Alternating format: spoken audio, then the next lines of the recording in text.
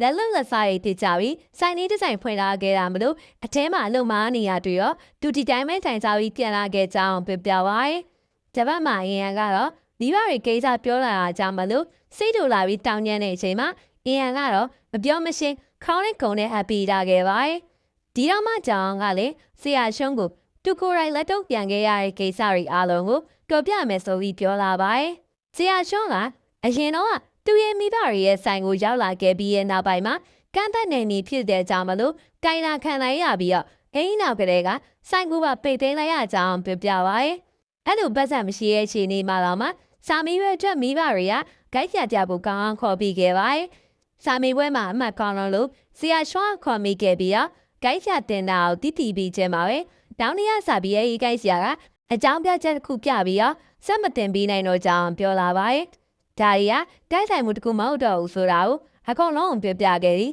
။ဆရာရှောင်းသူဘောကိုမပေါင်းချန်နေရဆိုတာတခုရန်တိလာလို့ကုနုကျူးနုလိုက်မိရဖြစ်ကြောင်းပြောပါရဲ့။တပတ်မှာတော့ဝါကျင်ကဆရာရှုံးနဲ့တူတူရှိနေခဲ့ပြီးတော့ကျောင်းသားရင်တန်းမှာကျောင်းသားတွေကစာကြည့်ရင်ဖြစ်ဖြစ်ဖုံးကြည့်ရင်ဖြစ်တဲ့လမ်းသားတဲ့တာကြောင့်မလို့ခလုတ်ထိုက်မှာဆိုရင်လို့လမ်းမော်အကြောက်ခဲတွေကိုဖယ်ပေးနေပါရဲ့။ပါကျင်ကလည်းခလေးတွေပေါ်ဒီလောက်လေးနဲ့ထားနေတာပညာရေးမှုအထိဖြစ်လာတင်ပါရဲ့ဆိုပြီးတော့ချီကျူးမြောက်ပင်ပေးနေပါရဲ့။တောင်းမြင်နေရတဲ့အဟန်တယောက်ကလည်းရောက်နေကြတဲ့ကဆရာချွန်းနဲ့ပတ်သက်နေရတွေကိုပဲလိုက်လုံနေခဲ့တဲ့ဆိုပြီးကျောင်းသားဘက်တာတခြားမဖြစ်ပြီးတဲ့ဟွာချင်းကိုတန်တရားဝင်နေခဲ့တာပါ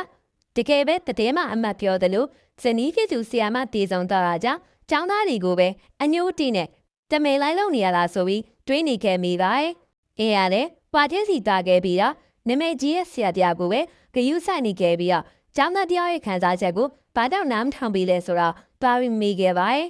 ပါချင်း